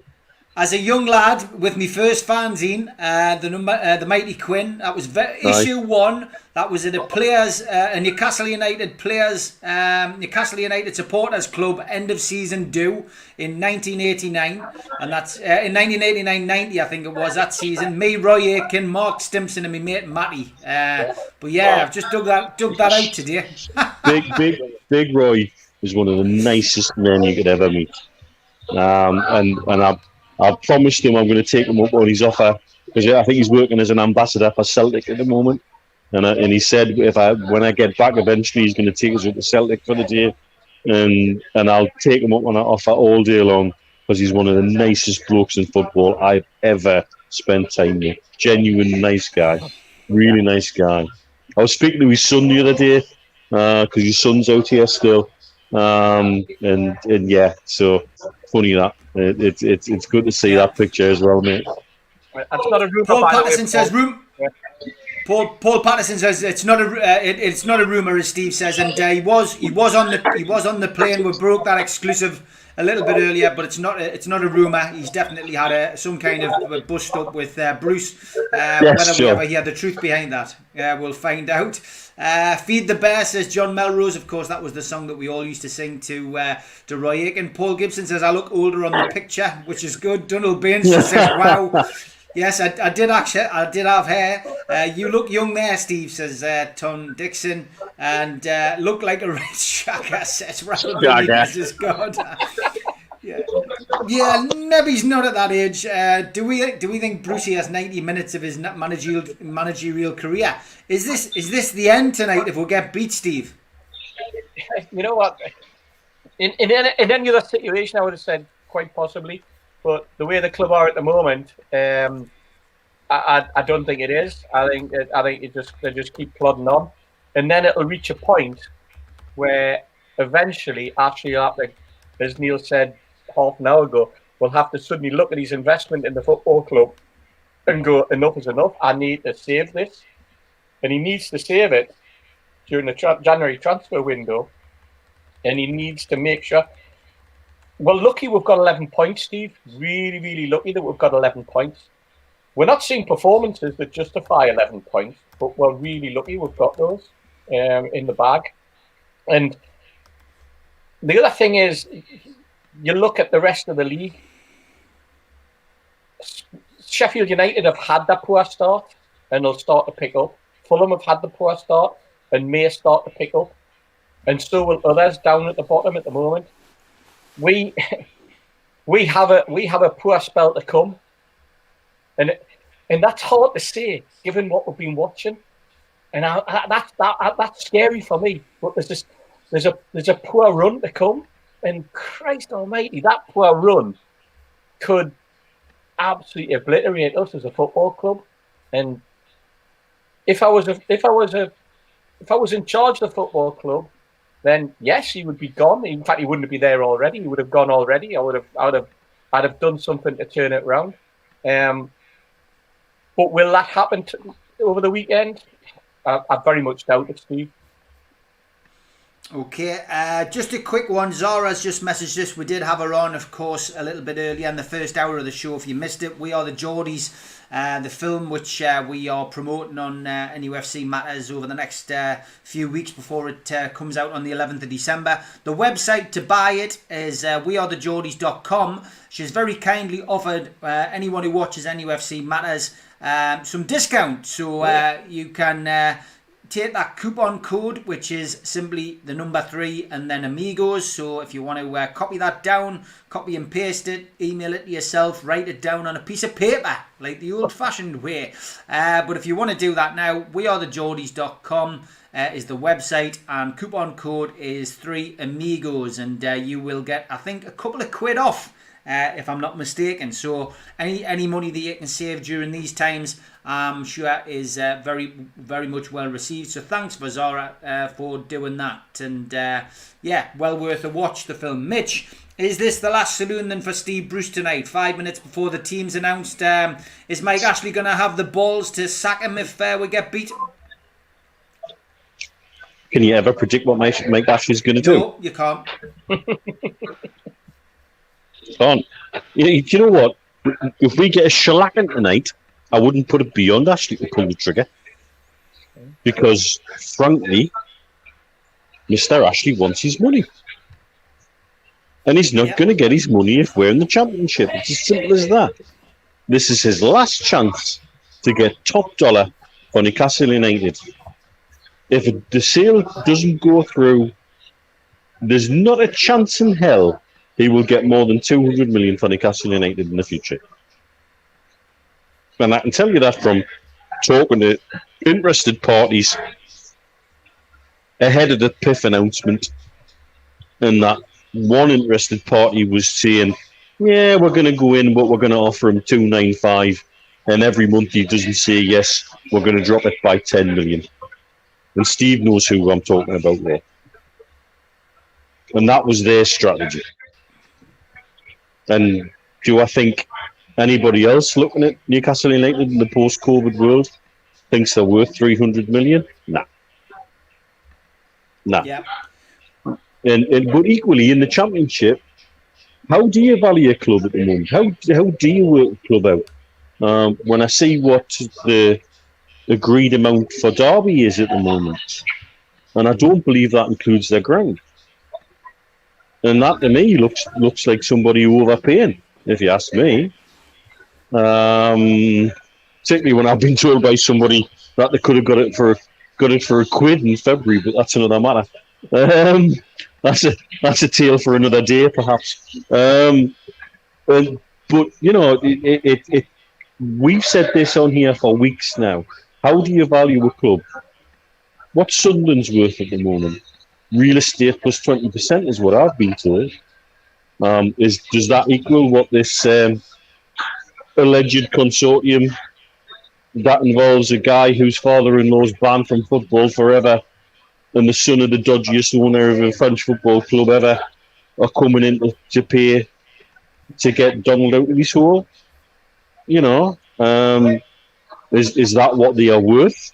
Or is that just shuffling the deck chairs around on the deck of the Titanic to keep the taxman at bay, which is what I think it is. But can you value a football club at this moment in time? And we've been being told by people who value football clubs, and Steve will say this, since February, we've been being told you cannot value a football club at this moment in time. It's worth whatever somebody is prepared to pay for it. Simple. And so, one more bit on that though. It's also worth what somebody's willing to take. And usually, yes, in the current climate, they all want out. And the Derby situation, yes, the Derby situation is a very interesting one. Why would you buy a club but not buy the ground? Exactly. Coventry City written all over it for a future talk, you know? Doesn't it? Aye. Why would you do that? That's just ridiculous. Absolutely ridiculous. Buy a football ground that at any particular time, after a dispute or an argument or a failed payment of rent, that you could suddenly find yourself not playing in Derby but playing in Leicester instead. You know? Why would you appoint Steve McLaren anywhere near a football club? Well, do you know what, Steve? That's a different thing, though. That's because the current owner, Morris, is staying on as an advisor. And Morris and McLaren have a very cosy relationship. That's why he's been there 5 times. Times. It's definitely an old boys thing. I got that, but I just thought it was a weird appointment. You know, the man with a brolly going back to Derby again. You know, but you know, maybe he's just in a nice little cushy position in the stand. Absolutely. When he's allowed to be there. I think it'll be even more bizarre if they give the manager's job to Wayne Rooney, who clearly looks out of his depth at this moment in time. I think that will be a stranger decision. We're coming up towards 7 o'clock. Team News will be with us shortly, and we'll start turning our attention to that. Lee Ryder's just put something up on his social media, Twitter. Basically, Florian Thauvin set to leave Marseille on a free.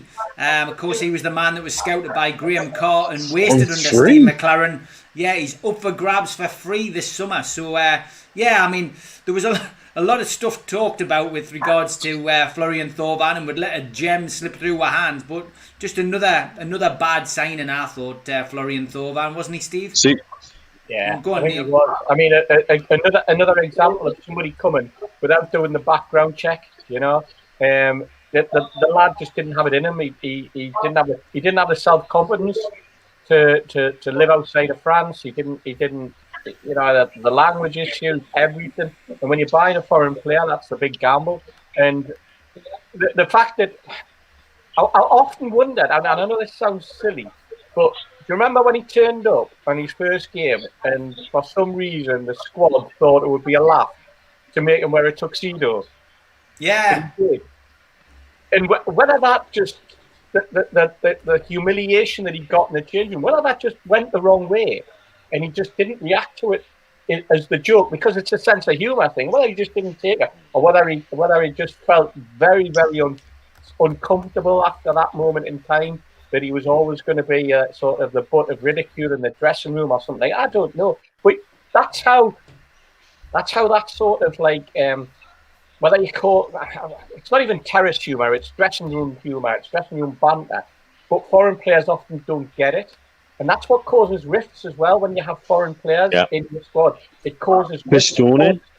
Yeah, and I go back to there was an interesting thing in the Spurs documentary that I watched a couple of weeks ago, where the bit where Mourinho took over, and he was talking in Portuguese to his coach, and he said, "Who's the leader? Who's the one in the changing room that everybody is? Who's the catalyst?" And he said, "Sissoko." And if you remember on that couple of weeks ago, I said, "Sissoko, you're joking, aren't you?"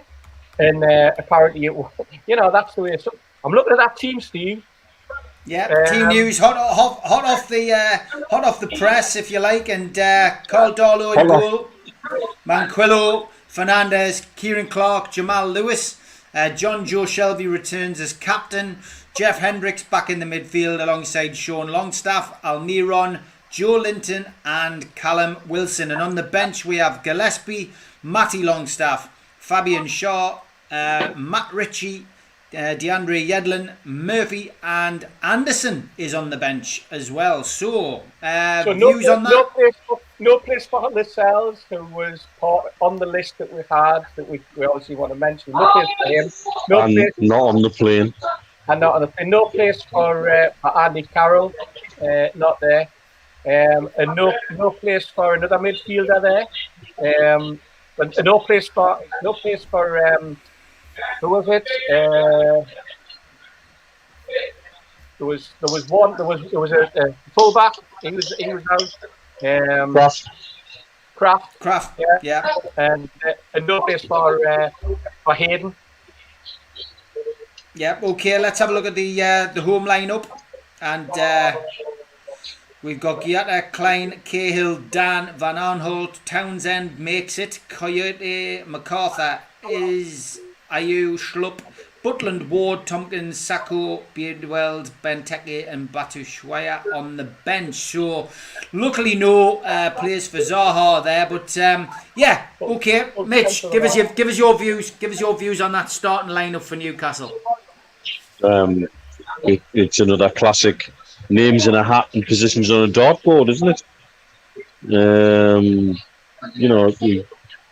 The last one didn't work, so let's change it again. Or what have I got to work with? Because I've got quote unquote 2 or 3 in isolation, and a mystery injury to the most creative player that we have.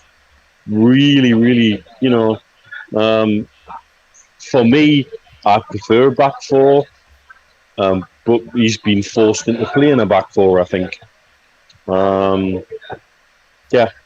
Let's see. It doesn't exactly enthuse me, but at least Wilson's in there. Let's just hope his hamstring is right. That's the big worry, isn't it, Steve? That Wilson might. Yeah, I mean, well, it is Mitch, isn't it? If he gets injured because Bruce wants to try and play him through the pain barrier, that is a big concern. It could affect us massively through the next few months. And while it's in my head, I'll come back to Tovan. I'll make a point about Tovan, about why he might be available on a free. You've got to remember he went back to France on Premier League wages, and we've been subsidising his wages, and that agreement runs out this year, I think.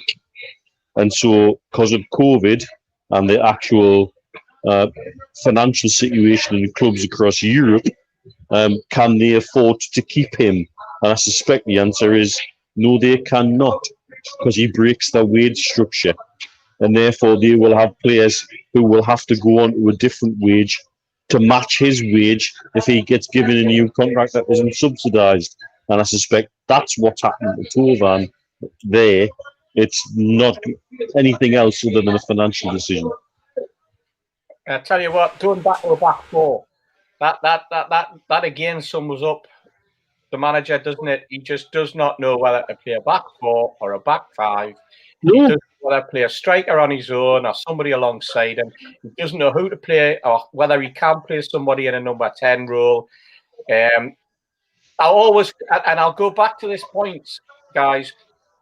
We have a team where we always play two central midfielders that are so deep lying to protect the back four, and even that doesn't work. You know, let's see what the day brings with. But like, dear me, you know,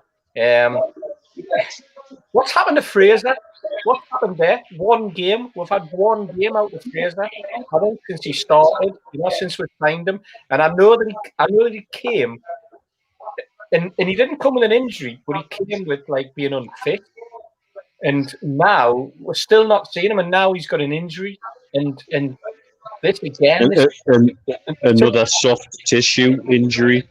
Yeah, symptomatic of something that just follows Bruce around everywhere. And Run it off. Before, play through the pain barrier. You don't play. Run it off, magic sponge. Yeah. Yeah, it's Mike Bassett, football manager.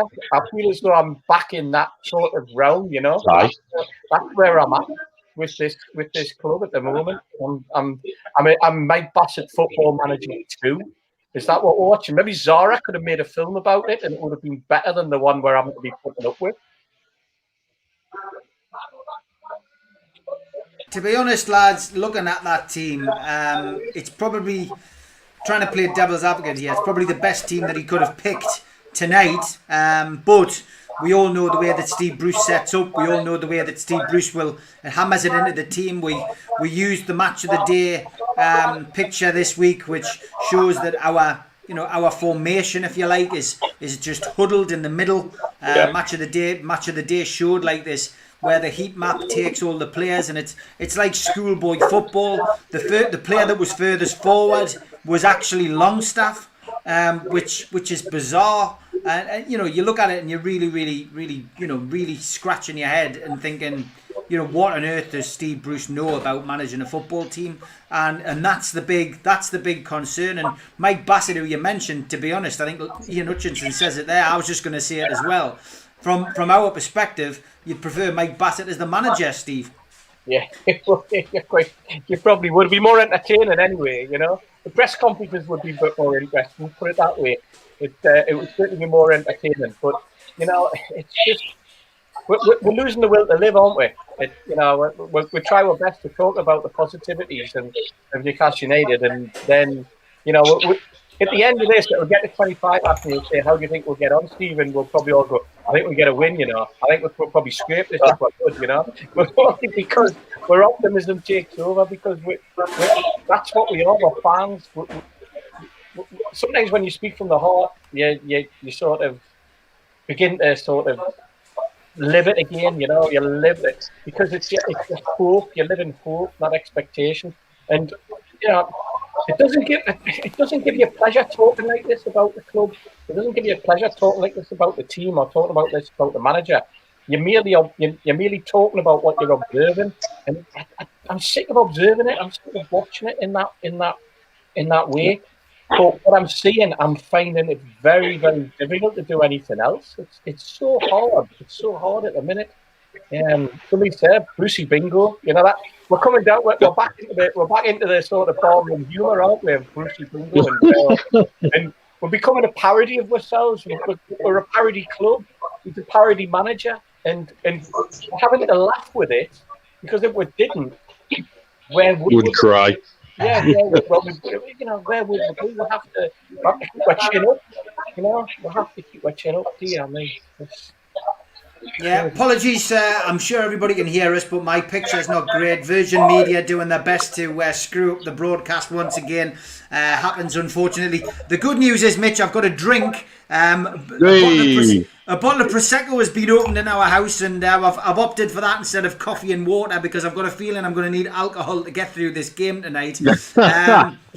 Paul Patterson does say that we've got more. They've got more firepower than we have, and that's true. I always have Townsend down as the biggest threat, because I'd loved him at Newcastle. He was a great player. Unfortunately, Rafa couldn't persuade him to stay because obviously we took the drop. But yeah, hey, Townsend could call us a serious bother, and he always seems to score one or two absolute blinders, in a season. And I would put money on him tonight getting a goal. Yeah. No, it's the kind of situation where an old player's going to kick you up the arse, and so very very big potential to do that. Depending also which side he plays on. If he's going to go on there right against our left, he's going up against a fullback who's been really exposed. And I saw an interesting comment on the screen there about playing Almiron just to protect the fullback, and if he does that, that's wrong. And he's right. It is wrong. It just exposes it exposes him for the lack of ideas that he has. And then he does that and then puts players into situations which they will not excel at. For example, the St. Maximin tackle that gave the penalty away against Brighton. He should not have been in our own box making that tackle. Not in a million years. But why was he? Was because he decided he wanted him to play there and track back and protect the fullback rather than worry about going forward. And that's ridiculous. Absolutely ridiculous. And it says a lot about him as a tactician, that if all he's interested in is nullifying what the opposition do rather than worrying about how we can hurt the opposition. Yeah, your whole mindset, isn't it? Yeah, your whole mindset should be that what have you got and what can you do to the opposition, not what the opposition can do to you. Yes, you need to be aware of what the opposition's strengths and weaknesses are, but you concentrate on their weaknesses and you put a team out to exploit their weaknesses. You put a team out with the mentality that you can attack. You put a team out with the mentality that they're winners. You put a team out with the mentality and the confidence to go out with a plan that they're confident in doing. And I don't think that there's any. We certainly haven't got the personnel who could defend for 90 minutes. We go down, we'll be 3-0 down. That's what we're like. We're the sort of team at the moment under Bruce where we need all 11 players to shine, to actually scrape out a draw. You know what I mean? And good managers instill confidence in teams. They take the exciting players, the skillful players, and they have grafters who know their job. They know what they're there to protect. They know what they're there to do. And then you use your exciting players to go out there, and that's the fairy dust that you sprinkle on your squad. That's the bit that gets you over the line. That's the bit that you've got people who can produce something out of nothing. There was a shot by Longstaff last week where he hit the bar. It was a move out of nothing. But those type of things are once in a blue moon.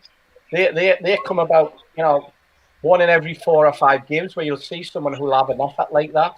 We seem to be a team that seems to be devoid of confidence and devoid of coaching and devoid of a system and devoid of... There's no system. Well, there is no system, and this is why Steve Bruce is here to be a manager to put into practice right the way through the club from top to bottom. From your dad would call it the ends, but we'll call it the youngsters. We'll call it the academy. Right.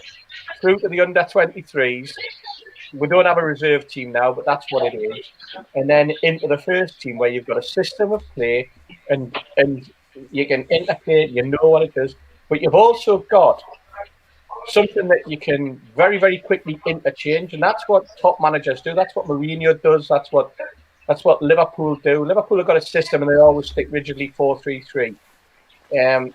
Manchester City, they're different. They play a different way. They're trying to do something different at Chelsea at the moment. But Tottenham have a fluidity about it. They've converted a Harry Kane into someone who can play slightly deeper because we know he's got players who can put the ball in the back of the net, who can break past them. And Harry Kane's become a creator and a goal scorer. Yes, and that's good. That's a good manager who's produced that. We've got a centre forward who drops deep, and then nobody even runs past him. He drops deep, the ball further back. You know what I mean? Yeah. This is what we expect from managers. We expect managers to be able to psych out a system and psych out an opposition and have people around them who can identify what those problems are and exploit the weaknesses of the opposition at particular times and also defend at particular times. I'm seeing none of that. None of it whatsoever. Steve, this adds to the Joe Linton quandary.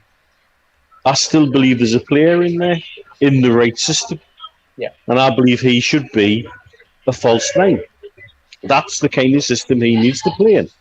Because you see when he comes deep, he does his good work, not in the box, but outside the box when he comes out, when he comes deep and brings other people in. But then when he does that, there's nobody going past him for him to bring in. So he looks even worse. He looks even worse. You know what it is? I don't know if I've said this on here or not.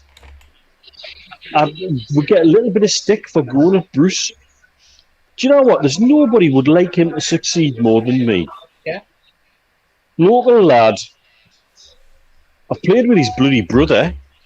I'll dig a picture out of the fucking team with it in somewhere. You cannot miss his bloody brother on the team. And you, me, and everybody out there would have taken that role rather, taken the manager's job. I would love a Geordie to succeed as a manager at our club the way Sir Bobby Robson nearly did, for example. You know, would love nothing more than that, and I would love nothing more for him to succeed. But equally, like we have said for weeks on here, we know what we're watching. We're football intelligent enough to know what we're watching, and what we're watching, even if you take all the stats out of it, what we're watching is dross. You add the stats in, and I just sigh an XG. Yeah. Two of us here are from Wall's End. You know, Aye, exactly. You know, one of us went to school in Walker. One of us didn't. But we're both Wall's End lads, and we want to see a Wall's End Walker lad do really well. You know, Yeah. there's no doubt about it. I played against Steve Bruce as a youngster. You know, as a schoolboy. He was in the year below me at school. He played for Benfield. He played in the year above. He was such a good footballer. In those days, you played in the year above. You were any good, and Steve Bruce did. Now, he was little Bruce. There was a big Bruce. The only difference was one was older than the other. That was the difference. But he was a good footballer, you know. And you know, you follow his career, and you're absolutely spot on. You nailed it, Edge. You want him to succeed. You want a Geordie to succeed, you know. And we're not having a go simply because it's the flavour of the month time. It's what we're seeing. It's what we're seeing. Yeah. Take out the whole Sudden connection. Take out everything else. His Man United connection. All of that. Take it out. He's a Geordie managing our club. If you don't want to succeed, there's something wrong. Yeah. Equally, we've got to the point where we can't tolerate what we're watching from him, and you can't tolerate what's coming out of the dressing room about him, and you can't tolerate what's happening to our team on the pitch, and watch that kind of football. You know, and let's. I hate doing this, the Rafa comparisons, but let's do it. Yeah, you can look at the basic numbers, but the context of it all. Under Rafa, we could have 30% possession and win. Yes. Because there was a system, there was an organisation, there was a solidity. There is none of that in this team right now.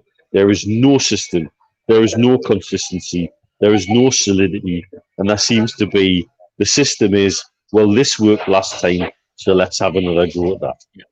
And that's bullshit. The other thing with Rafa, and because you've raised it, I'll carry on with that theme.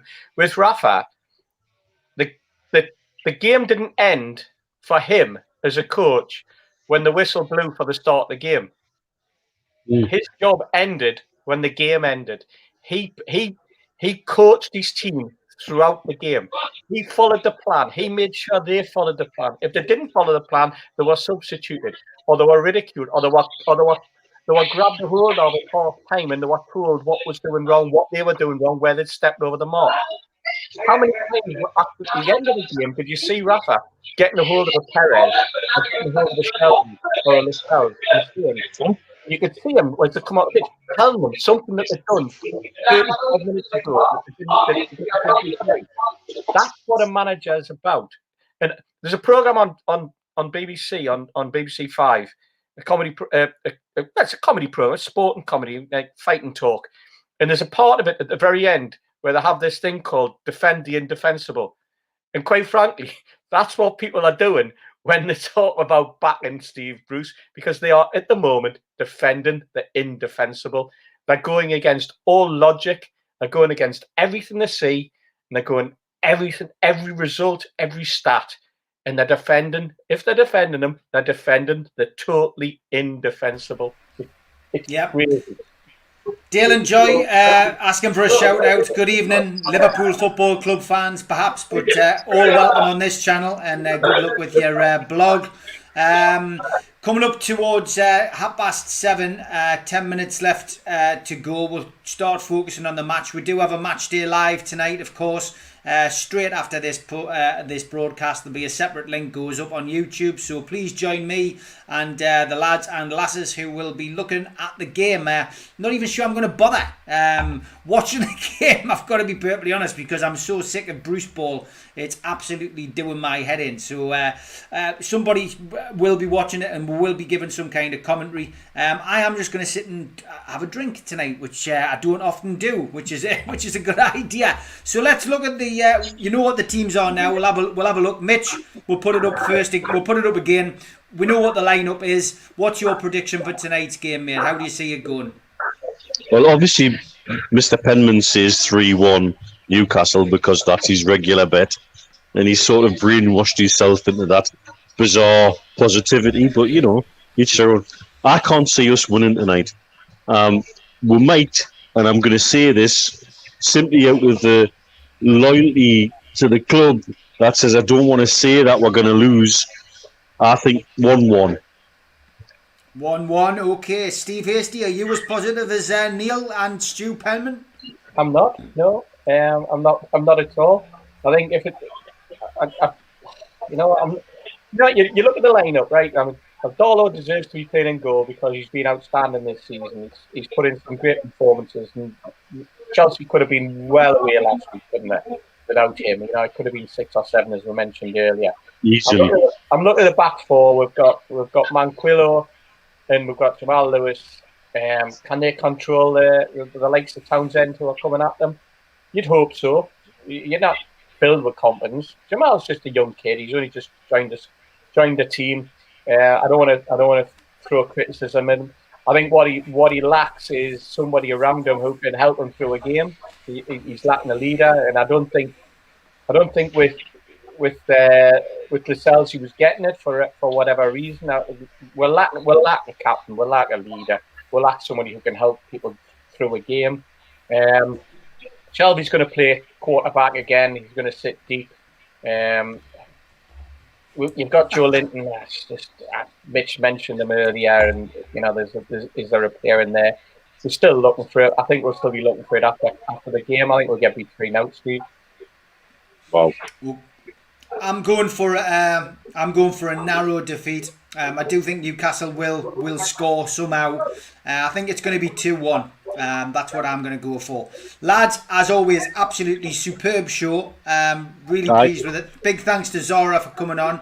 Mitch, I'll let you get back to the beers. Steve Hasty, thanks for a great show, and great to have you backwards and forwards this week. It's always good. I was going to say, guys, this week on our individual WhatsApp group has been immense. And thank you. Yeah, great stuff. Absolutely superb. Okay, we're going to finish off with our Phone a Friend campaign, which we're running throughout the month of November. Call a family member or a friend that you haven't spoken to for a while, and just do it, because it does make a difference. It does cheer somebody's day up. I'll be back in 5 minutes' time with Match Day Live. It's good night from me, good night from Steve Hasty, and good night And it's good night from him. Mitch. Take care, lads.